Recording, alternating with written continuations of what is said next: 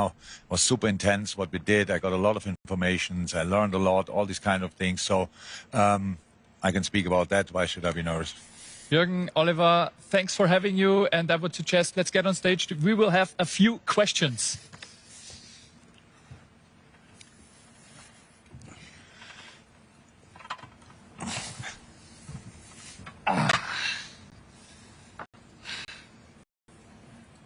Juergen, as I said, a new year, a new challenge in the world of Red Bull and especially at Red Bull Soccer. What does that mean for you?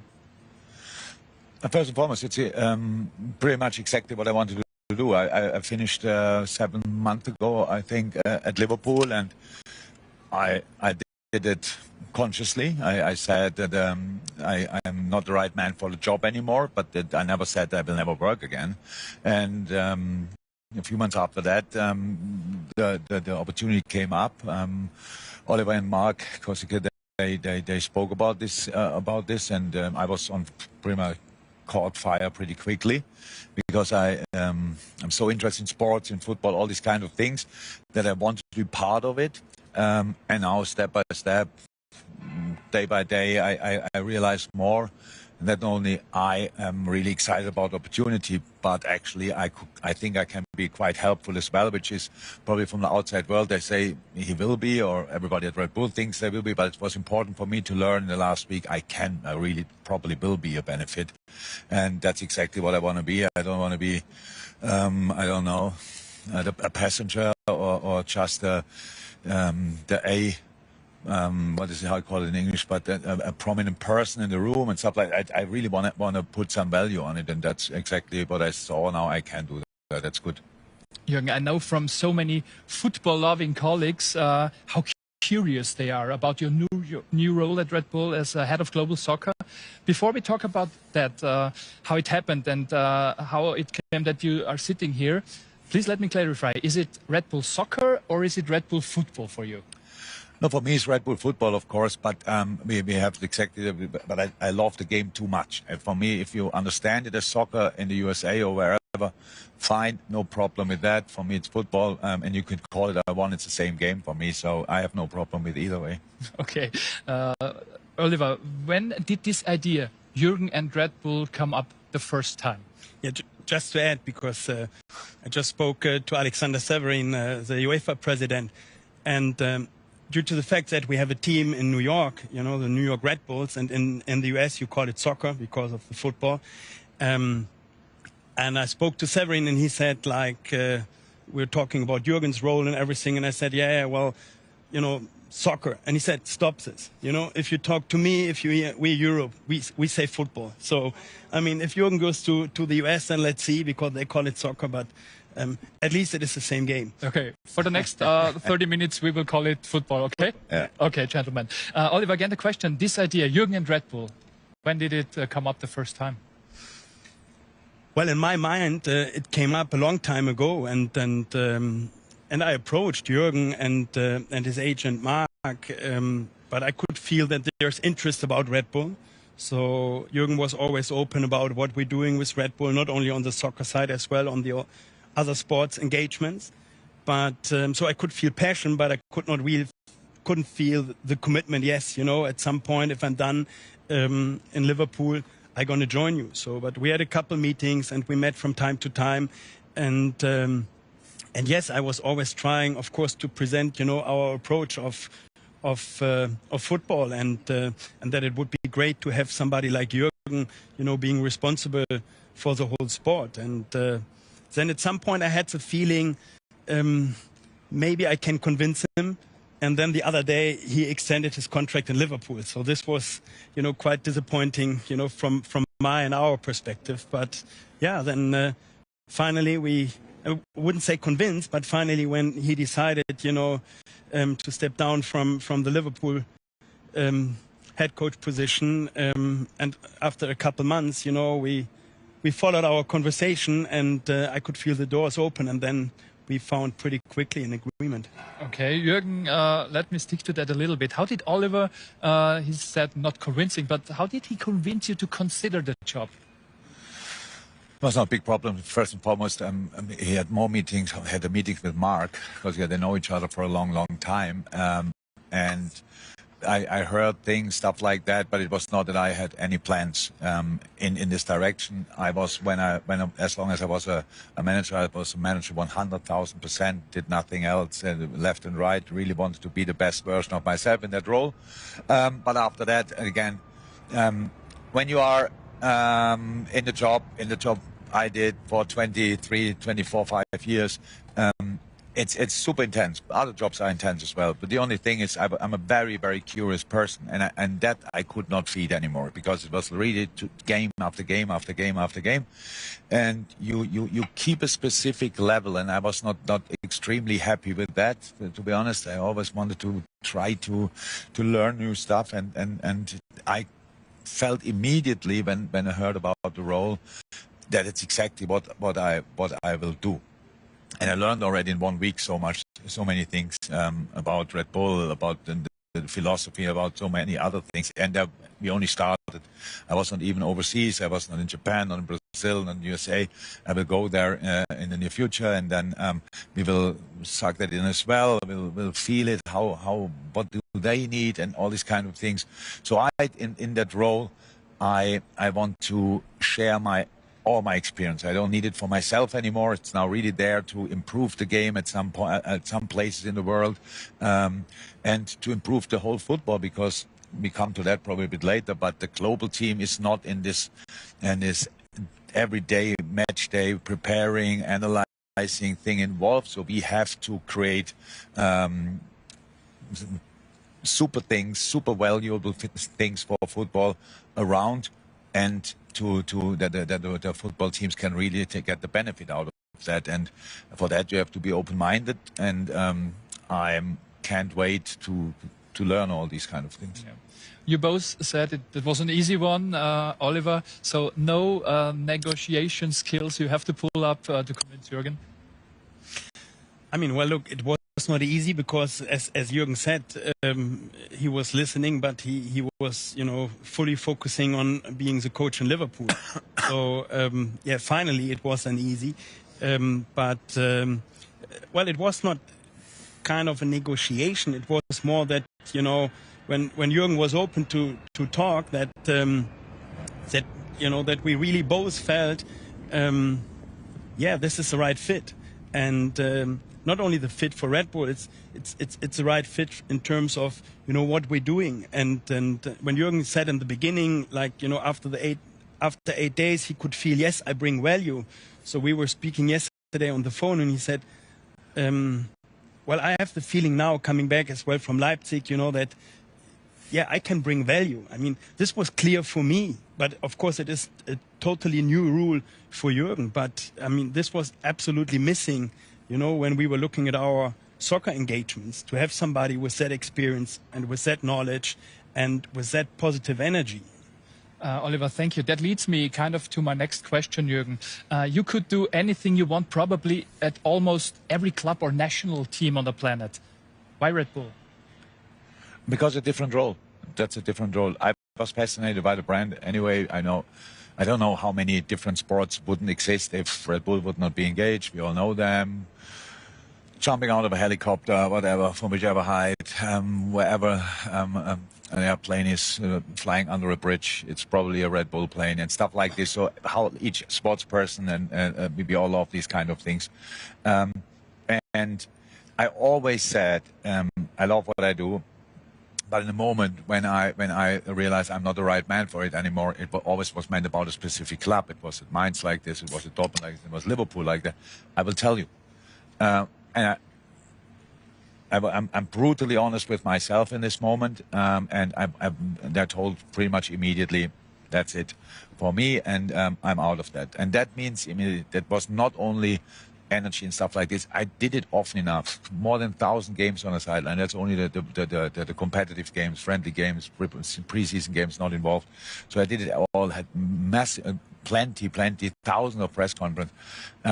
And I didn't want to do that anymore. And I know not each person in the world can decide, oh, I stop working. But I never wanted to stop working. I just wanted to get a new start. And this is the opportunity. And and again, it's really about finding synergies between different sports and bring it together, learn from each other, all these kind of things. And nobody does it. There's nobody in my age group with the position I had maybe in world football or in club football who did something like that in the past. Some were much older and tried then and did a bit on a lower level. Let's see if we where we can go and stuff like that. I'm here.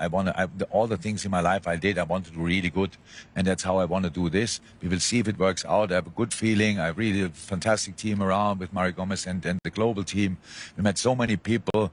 Everybody is burning for this company. It cannot be bad. How the people, how friendly, how open they are, and stuff like this in different departments. We're in Elspeten, Fuschel, Munich, of course. We're now in Paris, Leipzig, Salzburg. Anyway, and these kind of things. So many people work really hard for that. And if I can help in a specific way, I'm absolutely happy to do so. Yeah. What are you looking forward in your new role, Juergen, and how will you define it?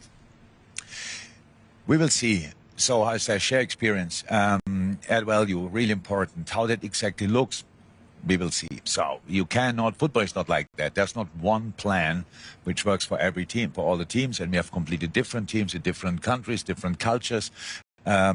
And different situations in their countries. So second division team in Japan, first league team, yes, in Brazil. We have Leipzig and New York, obviously, and then other engagements for other teams where it's in much more an advisory role, and it will anyway be an advisory role because all the clubs have their own CEO, their own structure, their own sporting director and stuff like this. And I was never in my life the guy who just went out and told the people how to do things. I really think leading comes from listening, and first and foremost, I have to listen to figure out what they need. How I said, I'm an open book. Whatever they ask, they get an answer as far as I can answer it. And if I cannot answer it immediately, I will find a way to get the information and answer it next time. And it feels really good. It's really easy to identify with the Red Bull Cosmos because people are buzzing. They know that they're really they have a great a great thing in their hand and in sports and these kind of things. If you speak to the guys who are responsible for all the events, you think, oh my God, it's a dream job. You organize all these events all over the world and for young people. And I know it's not a commercial thing here, but if I would have thought about what I want to do. I really want to share my experience. I want to support people. I want to help them to get the best version of themselves because I was so lucky and had always this kind of, I had luck in the right moments, support in the right moments. And probably the right saying would have been, I would like to give wings to people. And then I come to the mother of that phrase. It's really cool. I've met plenty of sports people, partners already, will meet much more. So it's in the stage where I am in my life, it's the perfect moment to do exactly that. Mm-hmm. Coming back to football, the soccer or football business, Juergen, is moving fast. You know it better than I do. How appealing is it for you to create something, let me say, lasting at Red Bull? For example, in mentoring coaches, young talents, or setting up structures? If you wouldn't try to do that, it would be a waste of time anyway. So, and if you are Red Bull and with the image of Red Bull and stuff like this, I really think you have to do things in a specific way. I would say in all sports, it's exactly like that. It's Formula One, it's quick, wow, more dangerous, all these kind of things. When we saw the video of the commercial guys and marketing guys, and what we all did in 2024, it's a bit of the feeling you can get that football disturbs there. No, but it's not fair. It's not a fair thing because, of course, they show only when it works out, when the salto works out, when the jump out. In football, you see everything, and you see the draw, and you see the defeat, and all this kind of. I know it's not like that, but honestly, it's not that I tell now here, especially not how we will play and have to play, but of course we have to become recognizable again in all the games. I think that's clear. That's what we owe Mateschitz and stuff like this. That's what he wanted, and it's the right thing to do anyway. In no league, we are the favorite wherever our clubs are. We are always a challenger, so behave like a challenger, be brave, all these kind of things. Everything I did, everything what would describe my career is I was never the favorite, barely the favorite, sometimes maybe, but not very often. But you could always see that my teams really tried it extremely hard, and I want us to do that. But we have time for that. It's not, you cannot change in football things overnight. I don't want to tell people what to do. I would like to be part and to convince them. If I'm 100% sure I'm right, if they tell me and I realize they are right, then I take that as well. I had a great team around me, and we will really give it a go and try to improve things and try to add proper value to our football clubs and to our sports in general. So if we can, and if they can get put value onto us, then I want to find it out, and I want to figure out how can Mr. Verstappen has the highest focus when he's 300 miles per hour in a 180-degree curve or stuff like that, and I have no clue how that works. So maybe he can explain it. I don't know, but if I would love to learn it. In other sports, we have exactly the same. They are at their best when it's most dangerous.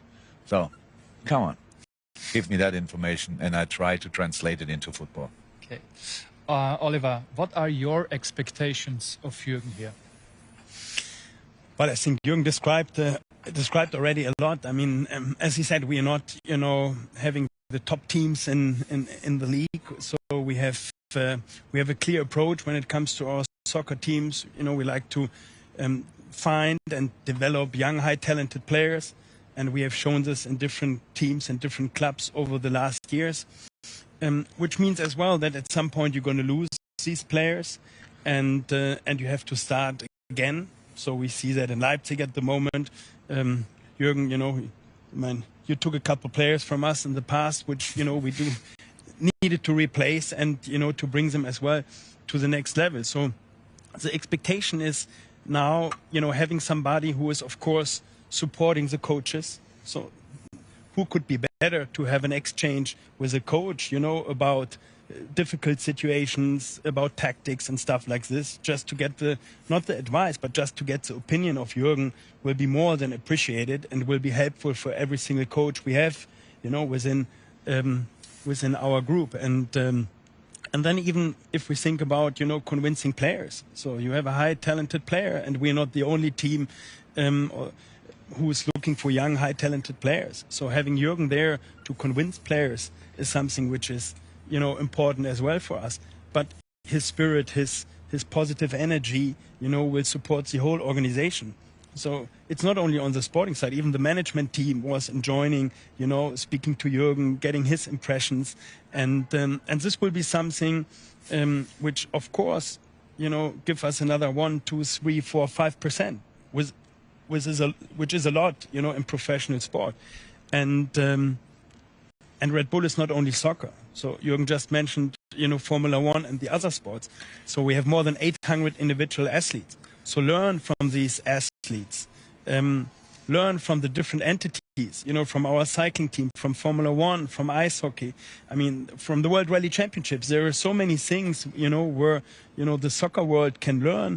And on the other side, where Juergen can support as well the other entities. So, there are a lot of synergies which we see. Of course, there's a lot to do because, we added a couple teams and we, as you know, engaged in Paris now since a couple weeks. So, and of course, every team has need. Every team, wants support, and the global team, together with Mario and of course a couple other guys, is not there to run the daily business. So this is. It's a different role. It's not you take, the final decision, is taking the head coach or the CEO, but, learning from each other and having somebody who has an experience which nearly nobody has, from, winning the biggest title, having losses and big losses and coming back, even stronger. I mean, this is all experience which we like and which we need and which, as I said, will give us another 1, 2, 3% to become better in our different clubs. Talking about energy, Juergen, as Oliver just mentioned, you are known for your emotion, spirit and energy. Have you already thought about how you distribute this energy to different different clubs to coaches at Red Bull Football? So this is mainly the public view on me. I understand that I was had more than 1,000 times on the touchline, on the sideline, and people could see me getting nuts in moments and sometimes calming down, not always, and sometimes not early enough, especially.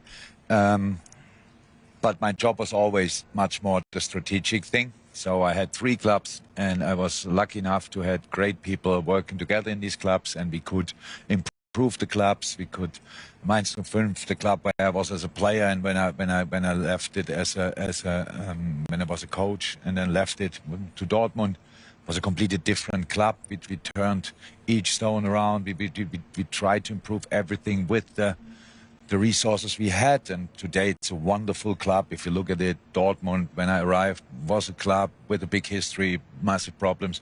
We had to change. We built training grounds, stuff like this. So, and when we left, it was a different animal again in European football. And Liverpool had its problems. So, and again, building a new training ground I was always involved in these kind of things. And now the only thing we cut off is the matches, pretty much. But I was always interested in infrastructure, in structure in general, in culture.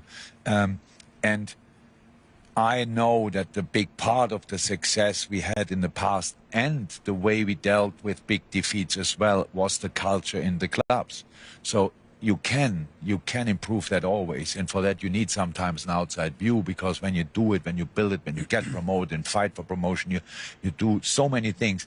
You cannot do all the things in a perfect way. So I'm ready to go there, look at it, think, and don't change it for the change, but for the better if possible. I see myself as an advisor, and a good advisor is part of the decision, because then they take the advice, and I don't want to be there and just say, I would do it like that and go. So it's just why would you do it like that is then the interesting thing. And yes, I am the one with the most experience. I spent a week at Red Bull, and in every meeting I was the oldest man in the room. So I have the most experience, obviously. So it's a pretty young team, which is nice, but annoying sometimes as well, but very nice. And so, yeah. We are ready to go. We are ready to improve ourselves, and doing that, improving the people around us as well. Juergen, what will Red Bull Football stand for in future? Look, that's difficult. Now, I have my ideas. The problem is, if you tell the outside world the ideas, they ask you every day, where is it? Why can I see that? And that hinders actually development. So I hope one day, and hopefully it's not me in a press conference, but one of our coaches, you say, oh God, that's recognizable. Wow, that's a big change, improvement, development, whatever, these kind of things. I would prefer that than giving you now the opportunity out there to have a box, and we tick all the boxes. Oh yeah, that's okay, that's okay, that's okay. But, and it's anyway, look, when the basis of all the football development is for sure the time with Ralf Rangnick, super dominant person, and I know him well, and I like him a lot, and he did an incredible job. But it was one club, then the second club, now it's more clubs. Football developed since then, but they created a wonderful basis, and we have to use that basis still, and from there we make the next steps. Football developed, we try to not only to hold the pace with that, we try to make the steps before others can do it. We will see if that's possible or not. If it works out, it's because we will be super busy. If it doesn't work out, we were anyway super busy. So because we really wanna give it a go. Oliver, talking about development, what ideas, or let me put it that way, what wishes do you have here?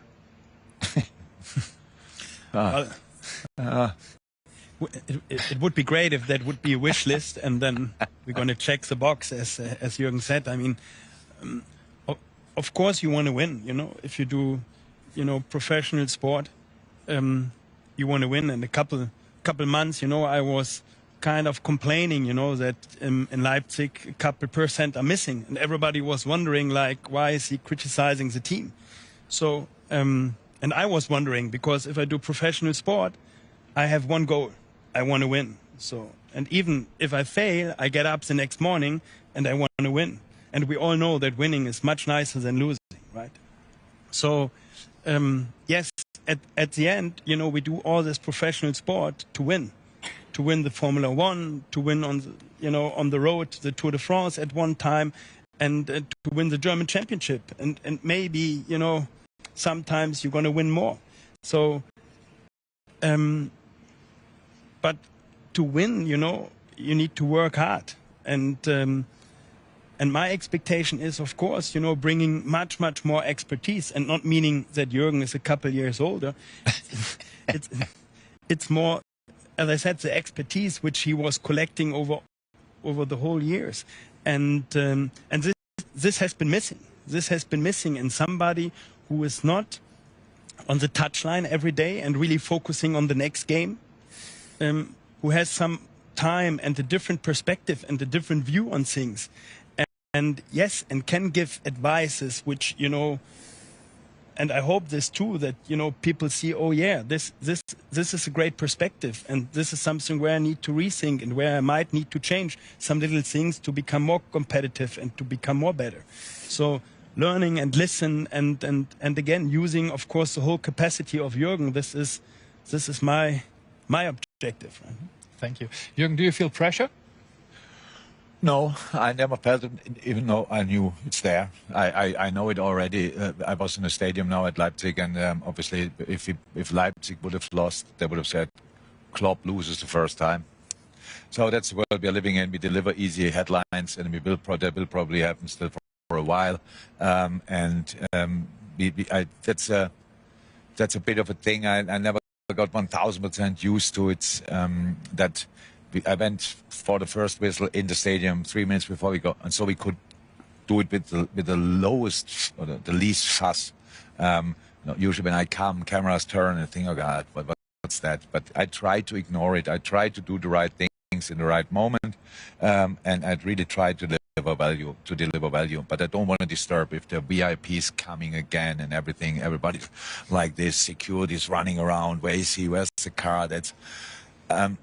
It's not me, but it's the world around me, and obviously sometimes we have to do it like that. I hope it all calms down a little bit and we can just do the work, and then let's see where it leads us to. So Oliver was smiling a little bit before. Should he feel pressure, Oliver? Well, I guess he felt enough pressure in his life, and you know what? Pressure for me, you know, is something positive. So pressure is not negative. So, as I said, you know, we do professional sport.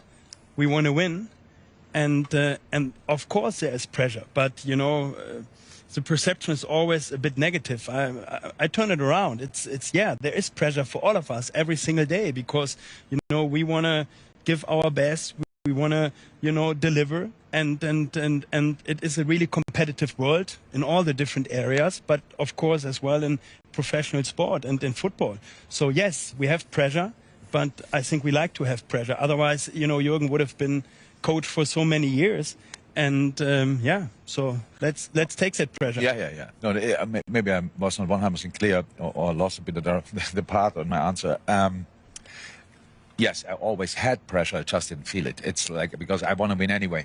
So who can put pressure on me? I know we do that, all the things Red Bull is doing is just to get excitement that, to the people, stuff like this, that they can enjoy different things. But of course in this team sport, yeah, whatever we can squeeze out, we have to. And that's exactly what we try, 100%. But it will not add extra pressure on me, because the people expect it from me. So I know my expectation of myself, they're that high that there can be no extra pressure on it. And definitely. Well, sorry to interrupt, but Juergen met you know, our shareholder Kunz Shalom, and he brought, you know, a big picture with him with Juergen, you know, having the Champions League trophy. So I could feel that there was kind of a little bit pressure on all of us, especially when he brought up the question, so when you're going to deliver this one in Leipzig. So was that a sign, Juergen? Yeah. Ich habe keine Ahnung. Juergen, let's stick with that. You have won almost everything. You won the German championship, the Premier League, you won the Champions League.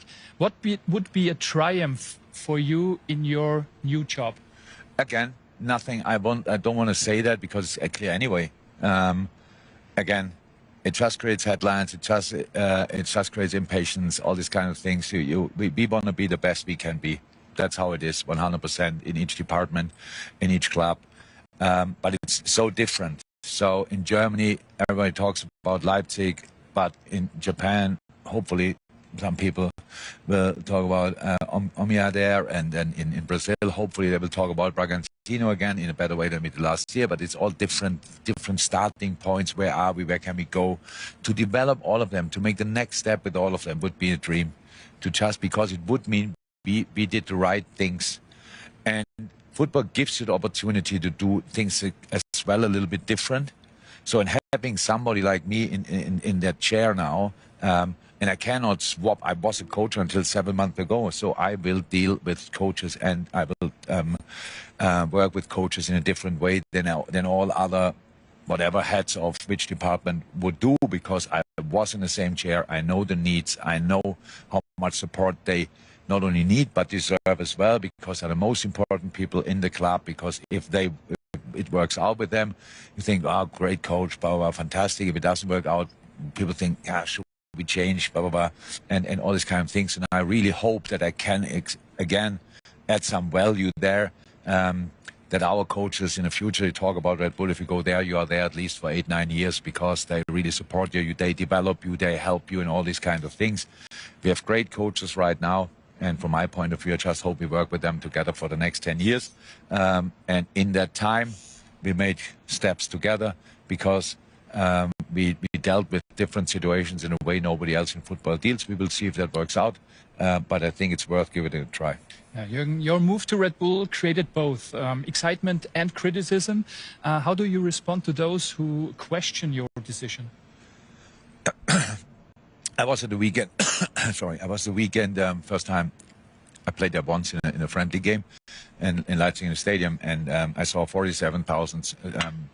Supporters, probably around about 5,000 from Bremen, I would say, probably 10%. They were great as well. So it means like 42,000 people in Leipzig. I was sat there and I asked myself, and I understand and know what everybody's saying about it when they see me there, my former clubs, all these kind of things.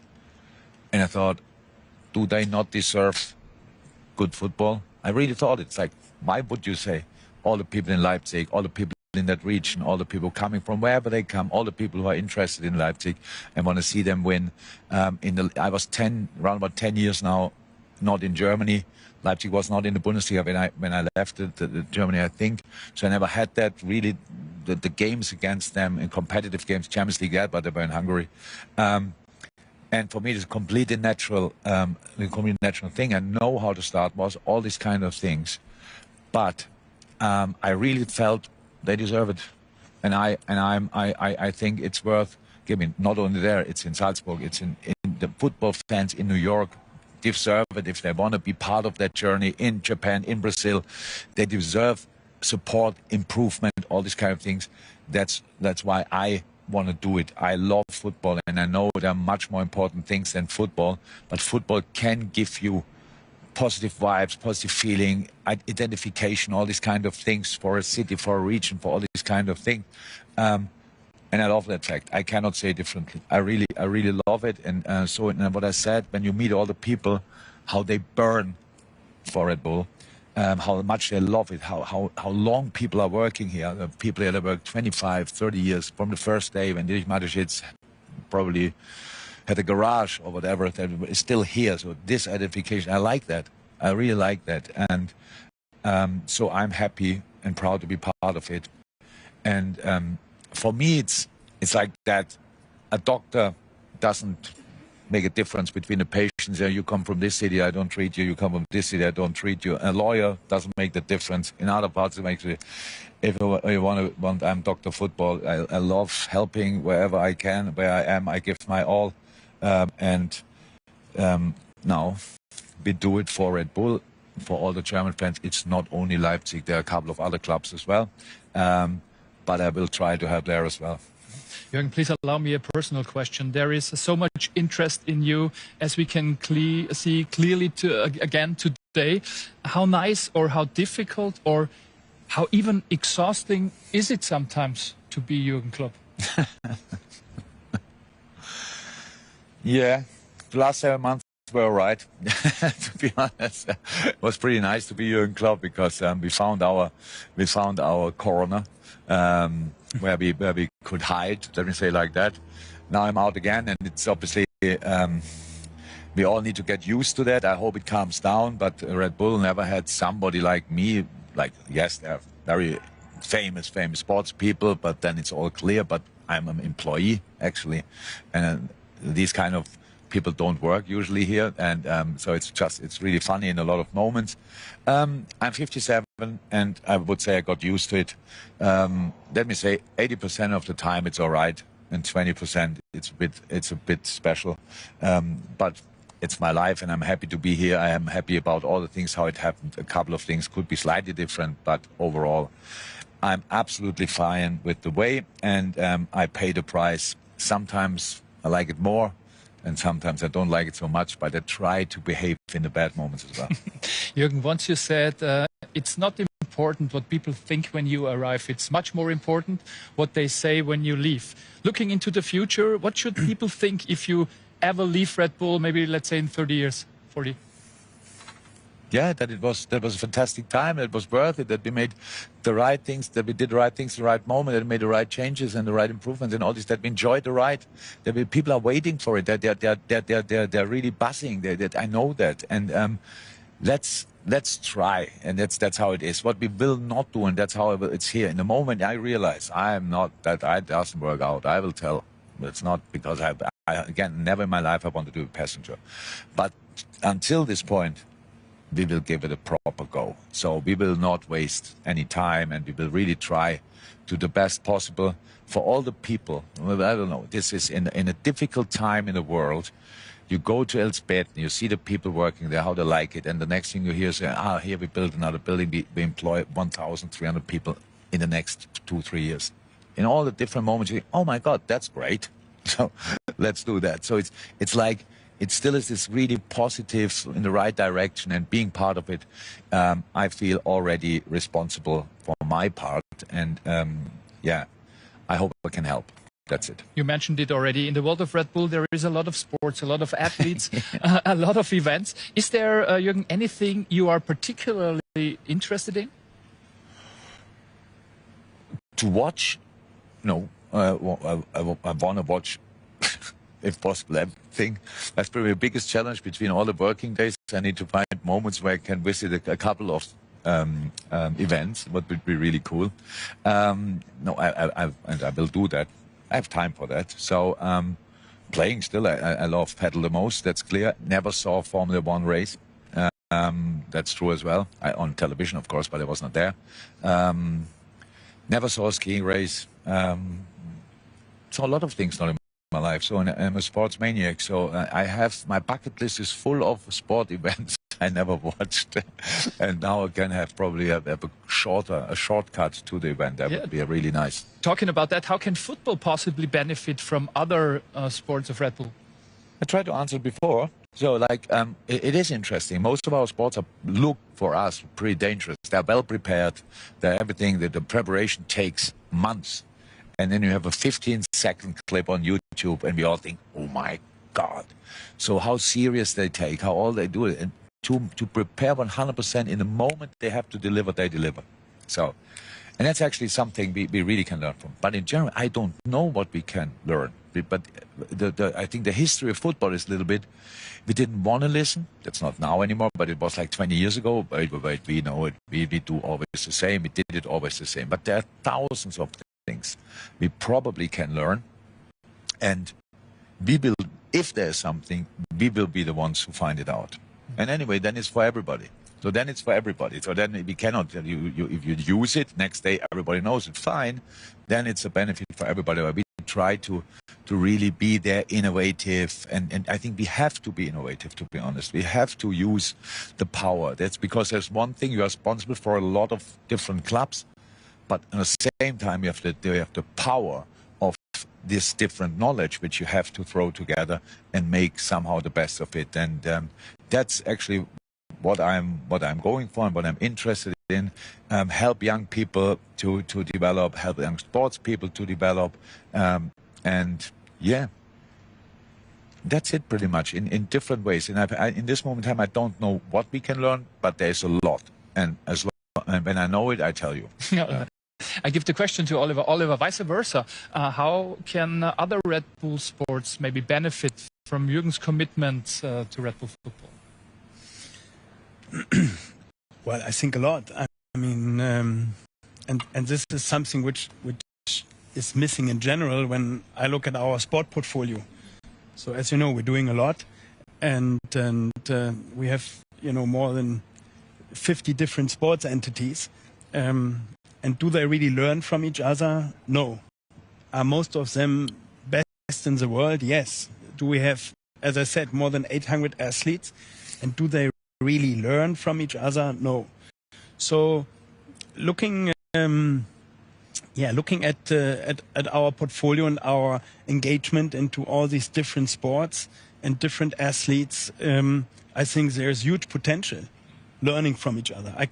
I can't tell you now specific things, but taking the time and Juergen just mentioned, speaking to Max Verstappen, how he's, handling, the pressure and everything, is something which, of course, could be value as well for other athletes, or if we stay in the soccer business, for our soccer players. So, but even on the technology side, if we take a look at Milton Keynes, where our, Formula One team is based, and if Juergen will see that, which is even more interesting than to see a Formula One race, to seeing our campus and seeing, how many, more than 1,000 people really trying to, develop the best Formula One car in the world, and talking about details and how important details are, to find a transfer to soccer or even to other sports will be something, which as well at some point will be part of Juergen's business. And again,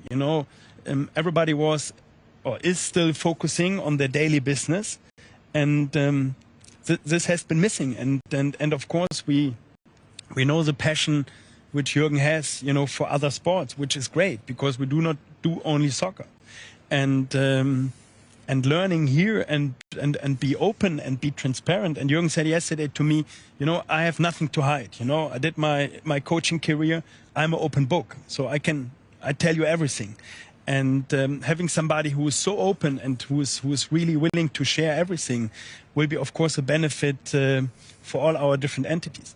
What we need for Juergen clearly is a paddle court and every different destination. So a portable one. The good thing which Max Eber left in Leipzig is a paddle court which we're going to build.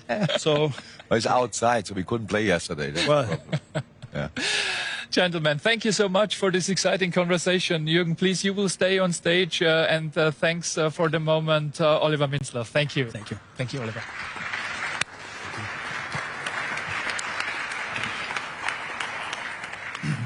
Okay, and as I already mentioned before, dear colleagues, we are starting now our question round with Juergen Klopp. Remember, before your questions, please state your name, your medium, and your country. And I should suggest, let's start it. So, the first question, please.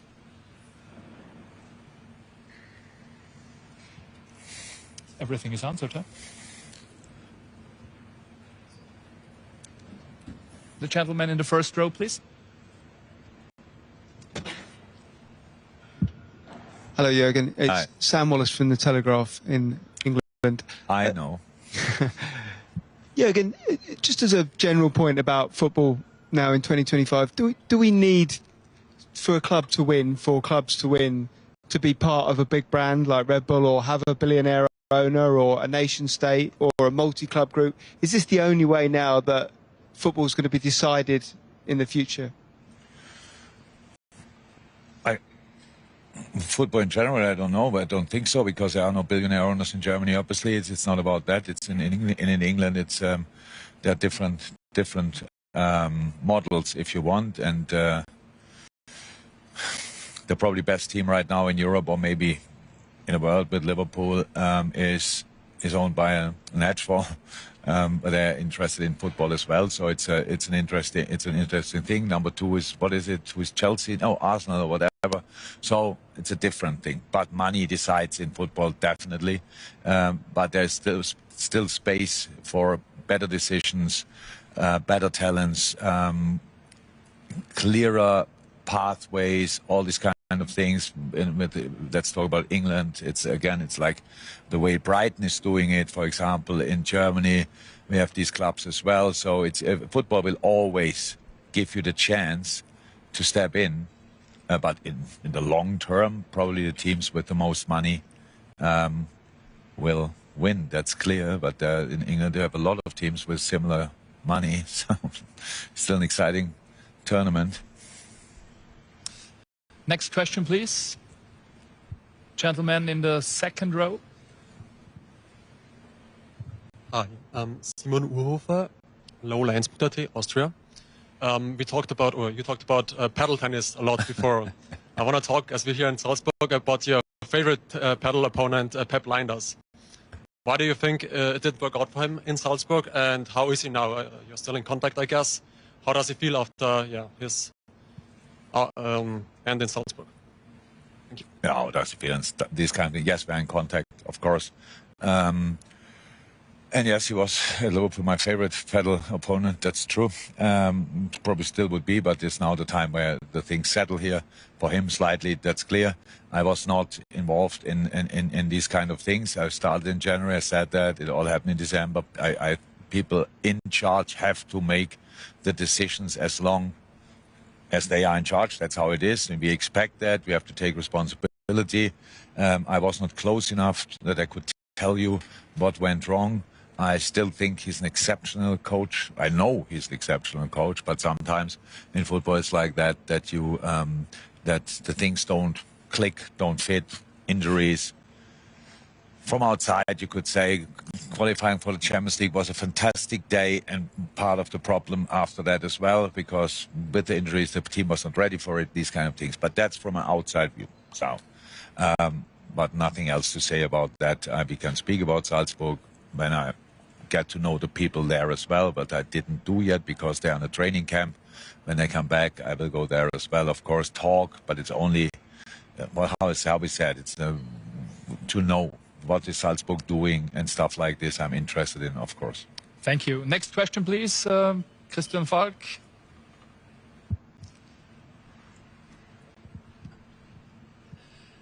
Jürgen, du hast ja schon gesagt, du wünschst deinen Trainern alle, dass sie noch 10 Jahre lang... Zwei Dinge. English oder German? English. Vorstellen und Englisch. Kollege hat es ja schon gesagt, Christian Falk, Bild. Ah, das habe ich nicht gehört. Da war ich noch in der Antwort. Okay. And he missed the country as well. Ah, Mr. Country. Ah, okay. So in English now? Yeah. Jürgen, you already said you wish your coaches that they will be in the clubs the next 10 years.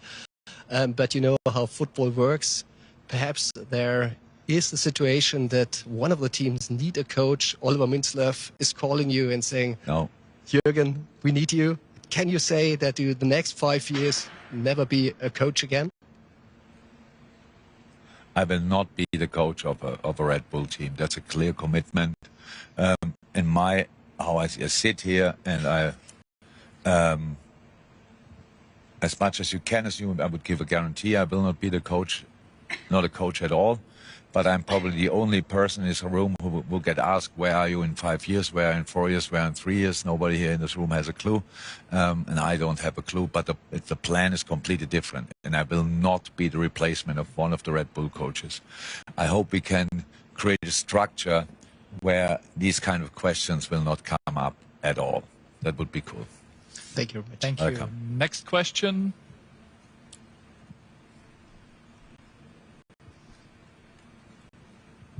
Hallo, Tom Bachmann, Deutsche Presseagentur. You said it's a tricky thing that there are so many clubs with different starting points from where they're standing now. So I was wondering, will there be like a focus on one club first, or will you treat them all equally, which is pretty hard to do, I guess? Yeah, but you don't do that. For example, it's not right now as a transfer windows here in Europe, it's slightly different. In Brazil, it's slightly different. In Japan, in USA, that's all different. So it's not that much a problem in this moment. And the other moments, again, we think that in this moment in time, in all the clubs are the best possible people to do the right thing. What they did so far, they did well. New York nearly became champion. Leipzig is doing what they're doing, being on 4th position, potential for a slight improvement, but doing well. In Japan, we got promoted just recently, and whereas in Brazil we stayed in the league. So that's a different starting points. Yes, and there's not the folks, but actually in this one we trust them all. What they do is the right thing, but when we can add value, we will do that. It's not going there and being now the overwhelming stuff like that. We try to be helpful, and you only can do that if you give the right advice in the right moment, and not coming and giving you advice without any need and just I would do it like that, stuff like this. Yeah, you have no. They could probably tell me you have no clue about Brazilian football, and I would say you're right. I don't. I have had Brazilian players, but I never watched a game in Brazil. But I will watch 2 games in 2 weeks, in the next 2 weeks or something like that. This is my first game in Japan, and hopefully at some point my first game in American MLS as well. So I have my experience, but I don't want to stop here. I want to gain. I want to gain knowledge, experience, stuff like that. But I think what I know about is helpful in the specific moments, but I need to find the specific moments. There's no proper medicine for each club. No antibiotics helps always, not at all. It's really, you have to be specific. We need to learn about the culture. I need to learn about the culture, not only in the clubs, but in the countries as well. How you deal with that, how can we create there more talent in the specific, and that's always, I know it's seen as talent just for a bull, but in the end, it's talent for football in general, and I'm really interested in that. And so, yeah, that's I have a lot of ideas, but I think the ideas are only as good as they are needed in that moment. Next question, please. The gentleman with the blue hat. Yes, thank you. Thank you. Hello, Juergen. Guido Schäfer von der Leipziger Volkszeitung. Das is Eastern Germany. Juergen, can you please describe your special relationship with Marco Rose in Leipzig and also Sandro Schwarz in New York? Are they good coaches? Are they good enough to win titles? Yes, they are, but there's nothing to do with our relationship. So the two of them, for the few people who don't know that, were my players at Mainz. We got promoted together to the first Bundesliga for the first time in the history of Mainz. So all three of us would consider ourselves as friends because we were there at that time. So nothing happened in between. So we are still. And now I told both of them, and that night after we got promoted, that I'm 100% sure they will become coaches. Not sure they remember it because they were pretty drunk in that moment, but I remember it, and it happened. And now they're very successful coaches and managers. And so, yeah, I think usually you create a relationship with a manager with time. In this case, that's already there, but that's it. I think that gives us a better starting point, definitely, because we know each other already. It's much more difficult for a manager, for another coach who doesn't know me, to be completely open and tell me and ask me and stuff like this. So that's a better starting point, and I'm really looking forward to work with them. Thank you. Next question, the gentleman with the brown shirt. Ibrahim Abdelgawad from On Time Sports, Egypt. Greetings from Egypt, as you have a huge fan base in Egypt, and we would like to have you and to see you in the near future there. Actually, I have a lot of questions, but my question will be from 4 parts. Number 1, how do you see the possible move for Marmoush to Manchester City? Number two, what do you think about the future of Mohamed Salah with Liverpool? Number three, is there any opportunities to develop the Egyptian talents with Red Bull Egypt?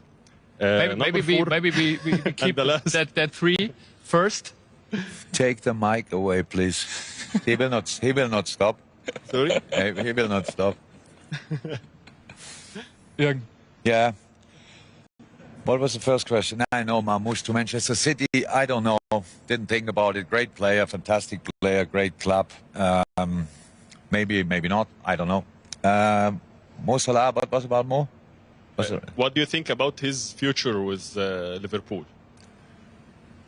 About his in you? I hope he stays. He's the biggest striker LFC had in the modern times. Obviously, there were other good strikers, really good strikers, but fantastic player, fantastic human being, outstanding athlete, best ambassador your country could have. Fantastic, really, in pretty much all departments. So I hope he will stay at Liverpool. Question number three. Is there any opportunity to develop the Egyptian talents? We don't make any difference. Where's the talent we want to develop? So if it's in Egypt, we go to Egypt. No problem at all. It's like that. But the world is a big place. We have to start here and then. But you obviously have some really good players right now, and that's good for you. Really good for you.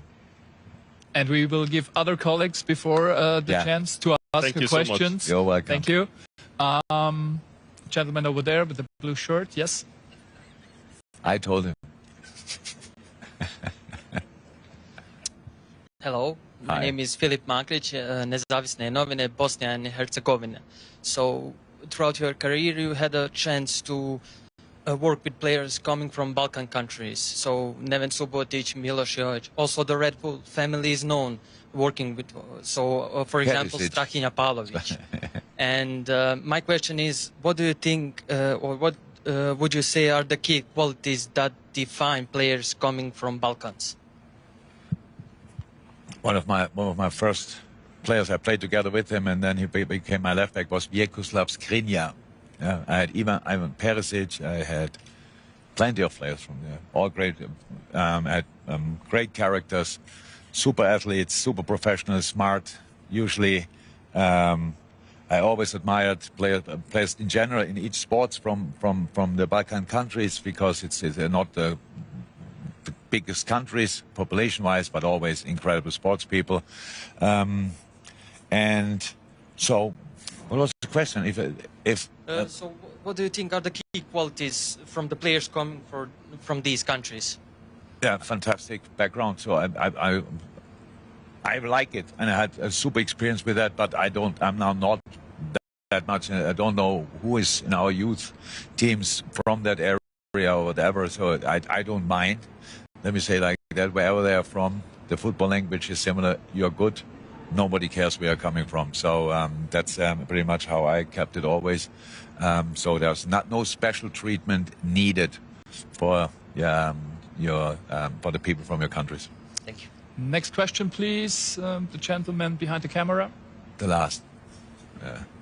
Vinny had usually always the first question. I like that today he gets either no or the last. So it's fine. Hello, Przemysław Chlewicki from TVP Sport from Poland. You said that developing of young players will be important to you in your new role.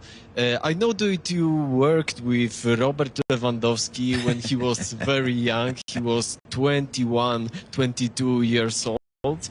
At what point in your coaching career did you realize that Lewandowski would be the top 3 players in the world, is the first question. And is it easy to build in the player as Lewandowski is to you? Sorry, the second part of the question I didn't understand.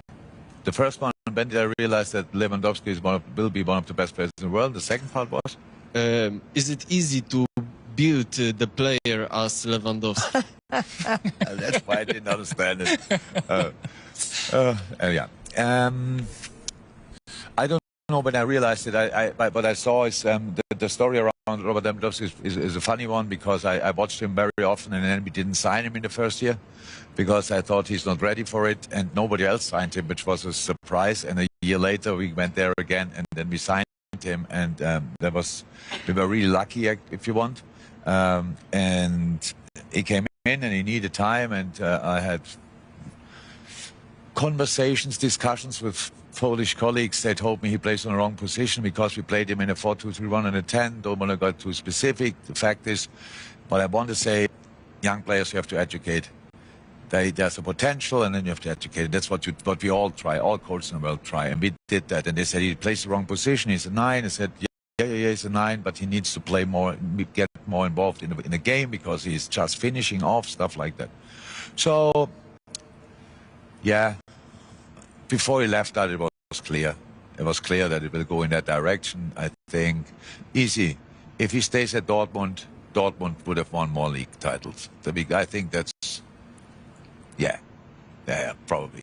So it was clear then, and no, it's not easy. It's not easy to find them. It's not easy to train. It's not easy because the problem is it's around about 80-90%. It's the player who decides, and we only are allowed a little bit here and a little bit there, and can try to help a little bit. But it's about the talent, the potential, the character. He has all of it, and that was the decisive thing. Gentleman over there. Hello, Mr. Klopp. Boži Darbula, 24 You were in Leipzig on Sunday and you saw a fantastic goal of Benjamin Sesko. What are your plans with him? My plans with him that he scores more goals like he scored on Sunday. That was a really good one. Yeah.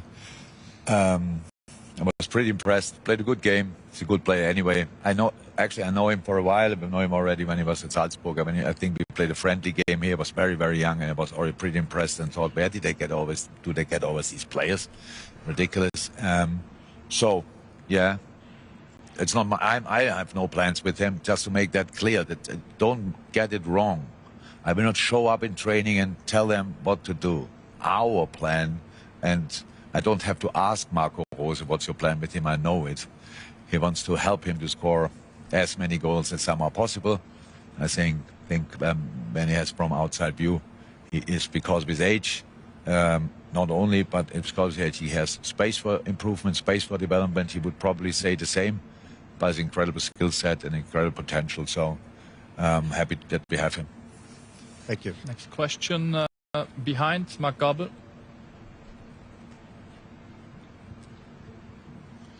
Mark Abel, RTL Fernsehen.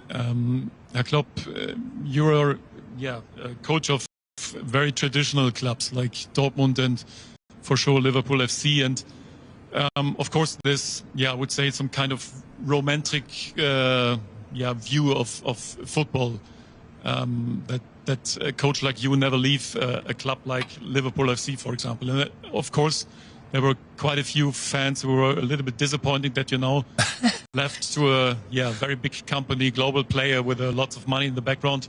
How do you describe these kind of fans, your transformation of work now that you have to do now in the next future? I think if you want to understand, you can understand. If you don't want to understand, you will not. So that's how it is. And I tried to explain it before. I was at Leipzig in the stadium, and I'm pretty sure I will feel the same in Bragantino, when I'm in Japan, wherever I am, in New York, that the people there really enjoy being part of an interesting, super exciting journey. So, and I think the people that deserve it. It's easy as that. Who decides what people can get? And if there would be not Leipzig, tell me in the whole region which kind of football team you would support. Would they all go to Magdeburg and watch in the second division? I don't know. So it's fine. What everybody's doing is really fine. But I really think this region deserves this kind of thing. So that's one thing. After 9 years in England, on top of that, you cannot be the same person than when you left these kind of things. I had investors in England. We cannot change that, but nobody thought about that properly during a season, during the games. The games were super emotional. The the fan base is super respected. They have the same discussions like we have here without ownership models about ticket price and stuff like this. This is the normal football world in England. So, but nobody thinks about that. And that's why I cannot come back and just keeps the same view than everybody else who never saw the other kind of football. But I respect and accept all opinions. But in my mind, the people in our clubs deserve the best possible, and that's what we try to deliver. Thank you. Next question, please. Maybe on that table. Yes.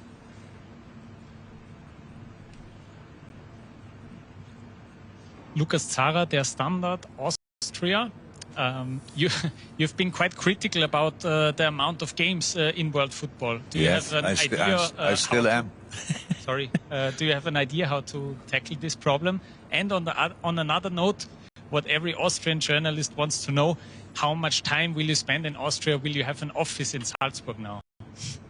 No. Number two, I can answer no.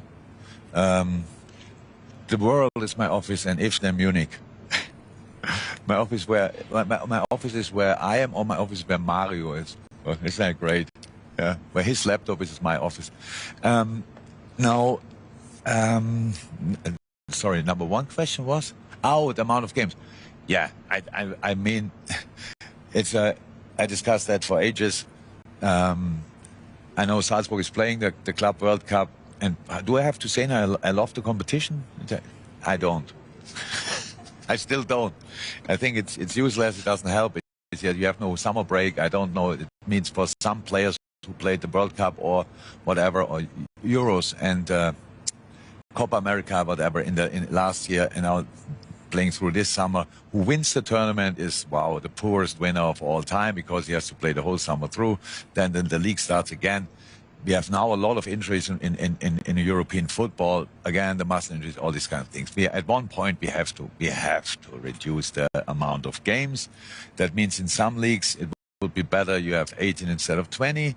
That means in other competitions you don't add games. So you reduce them. That people not only. There's time for other sports as well. You can in Germany you could watch handball. In Austria you could watch skiing or whatever. You have other wonderful sports, and then watch it in that time in these periods.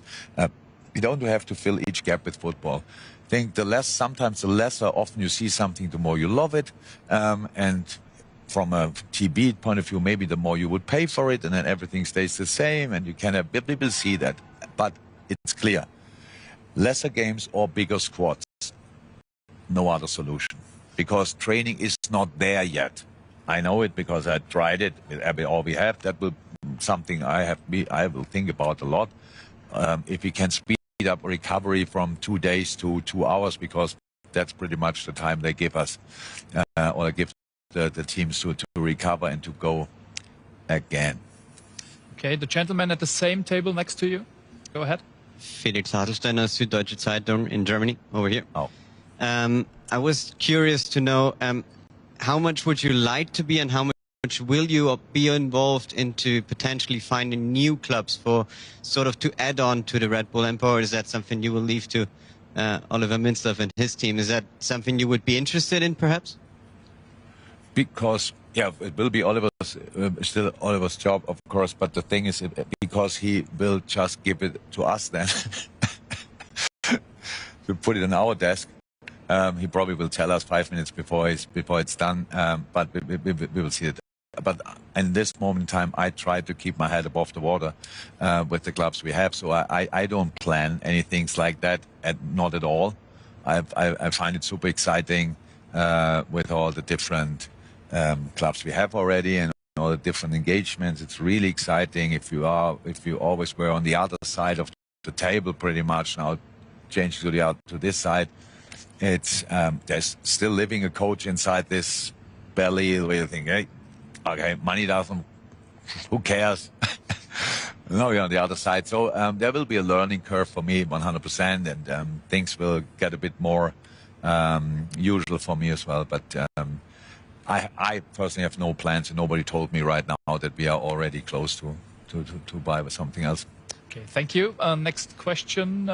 Maybe next one you can take. Yeah, he's not as bad as he looks. First row, please. But now you have pressure. It should be a good question, not like the 500 others you asked me. The old jokes are still there, aren't they? Yeah. Good to see you anyway. Good to see you looking well. Yeah, I would like to say the same. Put a bit of timber on. Juergen, first of all, obviously with Liverpool, the group that you left behind doing so well at the moment, I just wonder, is there anything within you that misses the day-to-day involvement with the group that you've left behind? Obviously, they're going so well in the Premier League. Anything you miss about Liverpool as a city itself? And as you mentioned, Mo, earlier, also Trent and Virgil are out of contract in the summer. What do you hope happens with them in the future? Could they even be part of the Red Bull empire as well? Look, only the Egypt journalists and the Liverpool journalists ask 5 questions in one. Thank you. So to take him. I'm so happy that they do so well. That was what I was hoping for. I'm in contact with some people, with Arnie, texting, players texting, stuff like this. There's not 0.01 percentage that I think, oh my God, I should still be there. Not at all. I'm more than happy not to be there because they are doing so well. That's really great. I wish them all the best. And I watch as many games as I can and could because it's great football. Even if you don't support Liverpool right now, you better watch it because it's really top football. Maybe the best balanced on a lot of things in the world out there right now. I'm really happy about that. What was the 3 guys out of contract? Yeah, I mean, you mentioned Mo. I'm so happy that I'm not in charge in that situation and have to answer these questions. So why should I do that now? So good luck. From my point of view, I would love all 3 of them to extend their contracts. But I don't know. They didn't tell me. You asked me, if you want to know that. But we could text him now. Maybe we get an answer. In the future, one for Red Bull? Sorry? In the future, one of the 3, all 3 for Red Bull? Oh, yeah. Virgil, I'm pretty sure he would love to have now 5 more years at Liverpool and then between 41 and 44 for New York Red Bull because he probably underestimates US football, but open arms, no problem. Mo, yes, would love to. I don't think we have a chance to pay him, to be honest. And then Trent, yeah. And he could finally learn defending. I can't believe that you all discuss this still. It's so poor.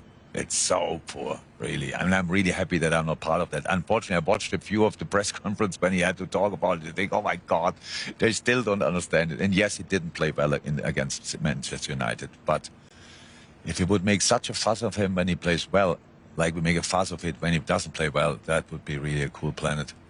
Yeah. Okay, thank you. The lady in the white coat, please.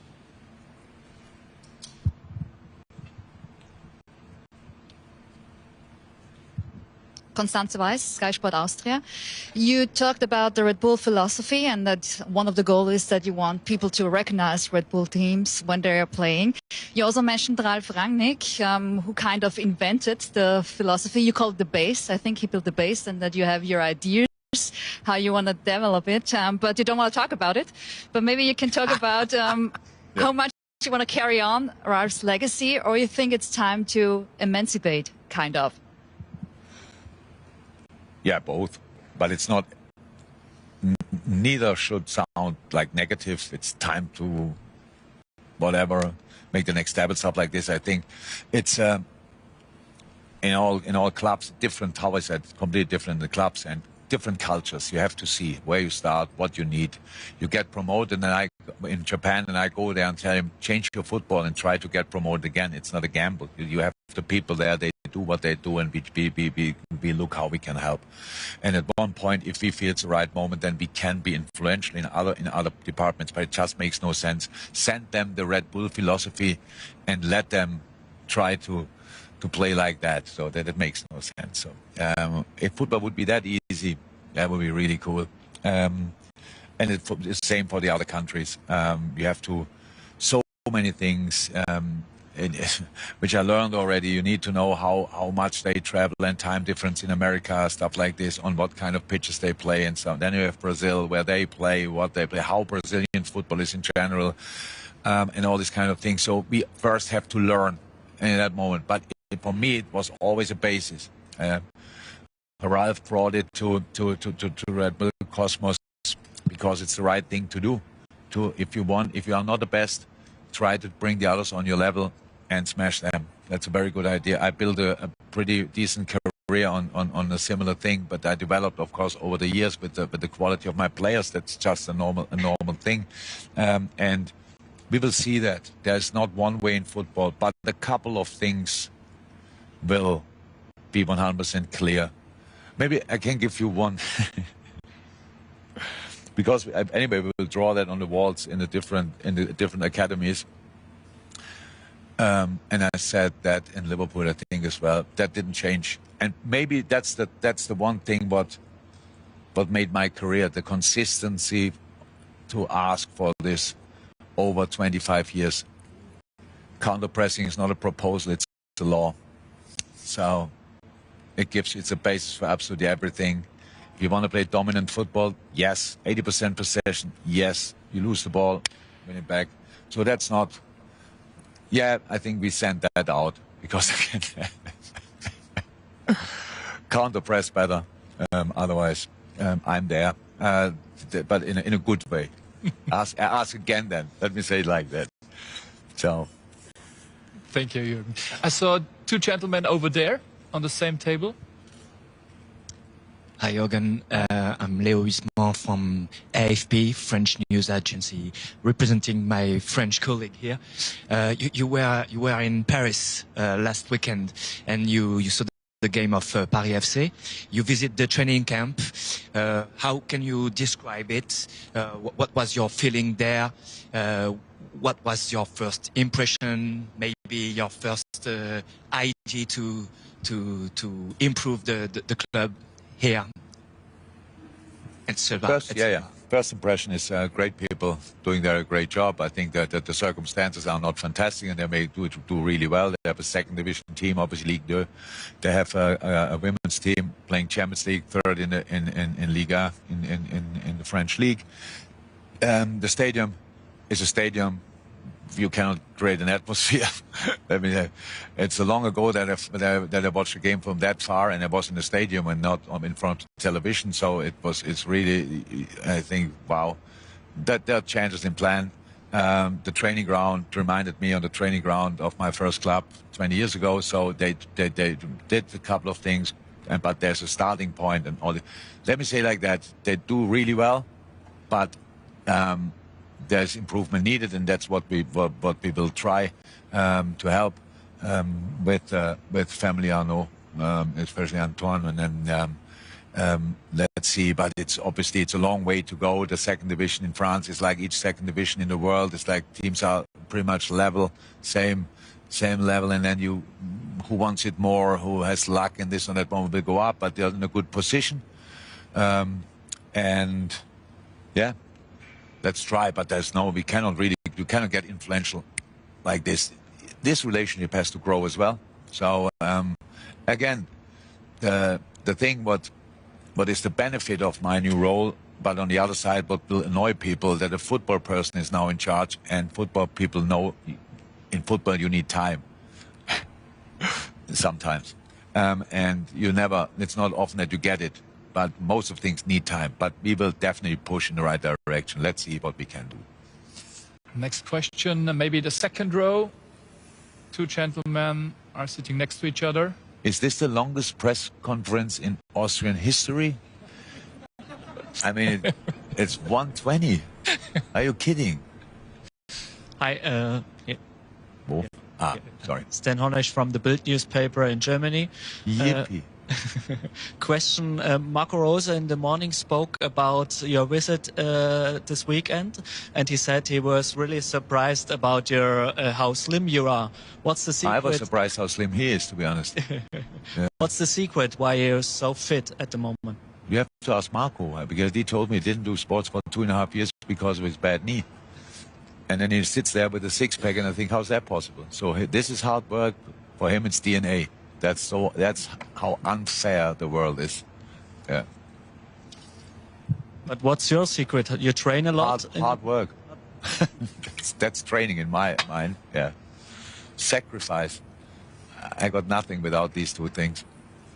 It's maybe the longest press conference ever. I brought you Red Bull just in case if you. Yeah. The gentleman with the laptop next to you. Oh, next. They all have a laptop. Dominic Marnie, 20 from Switzerland. During your time off, we saw you skiing a lot. A lot. And with the Swiss 1 guy. week. Yeah. Well, lot. You put it on Instagram. Yeah. I have the Swiss guy, Marco Odermatt, probably the best ski racer, is with Red Bull as well. How do you see his career? What could you learn from him? And was there already contact between the two of you? No. Martin Odermatt. Marco Odermatt. Marco Odermatt. No, the Swiss ski racer. Yeah, I know, but we are not in contact. I'm 1 week in the company. I met all of them. Nobody. I was working. So the celebrities I meet later. So I got introduced to them later. No, I don't know. I love skiing. I'm from Black Forest, so when I was young, we started about then. I didn't do it for a long time. The last skiing race I saw, I have no clue when, because they are usually on the weekend when I used to work. And this winter, I had my first skiing holiday for a while. That's it. So no connection yet. But if we meet, we will find good things to talk about. I'm 100% sure. Okay, we arrived at the second to last question. Gentleman over there. Florian Blettenberg, Sky Germany. Hello, Juergen. Hi. Well, can you explain this situation? What will happen if you will receive a call from the German national team, for example, from Rudi Völler? And is there a kind of a verbal agreement with Oliver Minzlaff in case that situation will happen? There's no verbal agreement because we didn't speak about it, to be honest. It was not needed. I didn't ask. He didn't say no. It was nothing like that. Usually the things I do with full conviction. I try to. That's here now like that. I'm open. I want to learn. I want to do these kind of things. And I think we have actually the best national coach possible. I really do. I really do.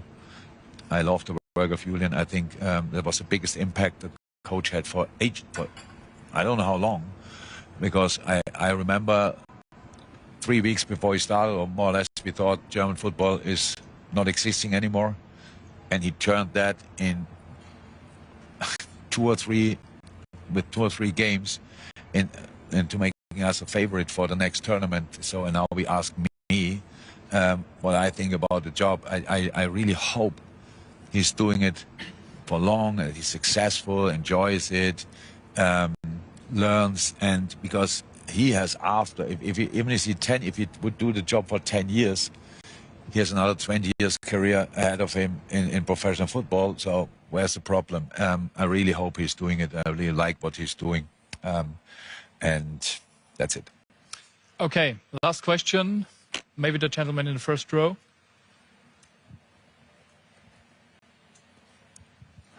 Hi again, Nick Ames from The Guardian in London. Thank you for all your time today. We're coming to the conclusion of a very important case in football, the Man City case, with the 115 plus charges. We'll see that resolved in the next few months. It's in the next 3 months. Did you say the next 3 months? Few months, anyway. A few or 3? It could be 3. Okay. Yeah.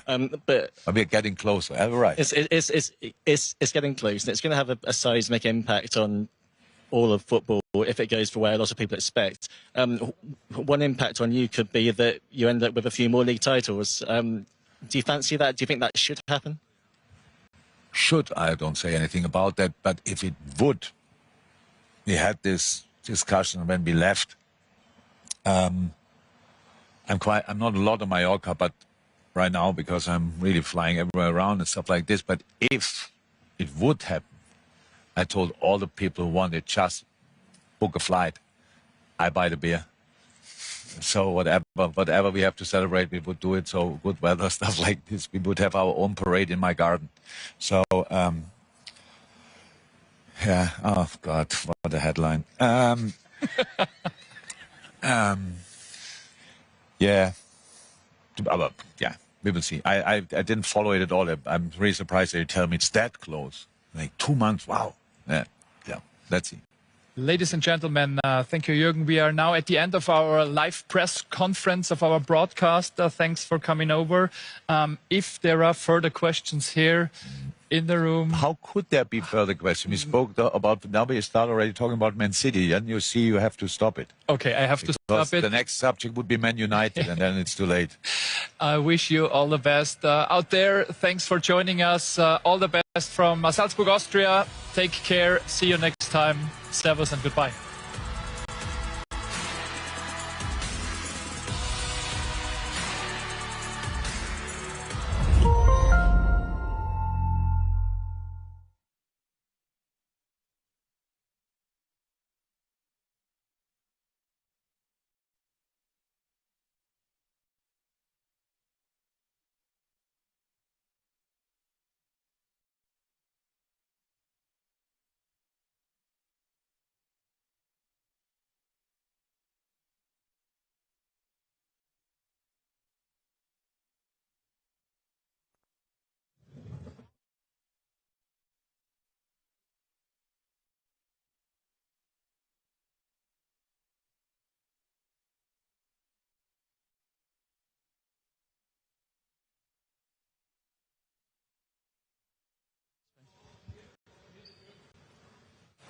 For all the photographers, yes, here, we will have a photo call over here. Thank you.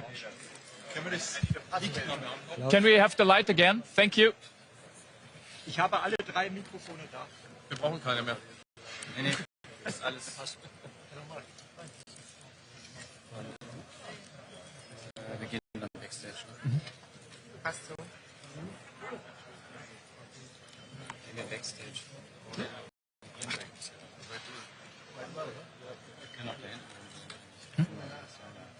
Was sagst du? Ja, soll ich sie mit runternehmen? Ja. Sagen. Ganz kurz. Immer noch ganz kurz und dann nehme ich sie mit, okay? Okay, thank you very much. Let's come over here. Oliver, geh mal rüber.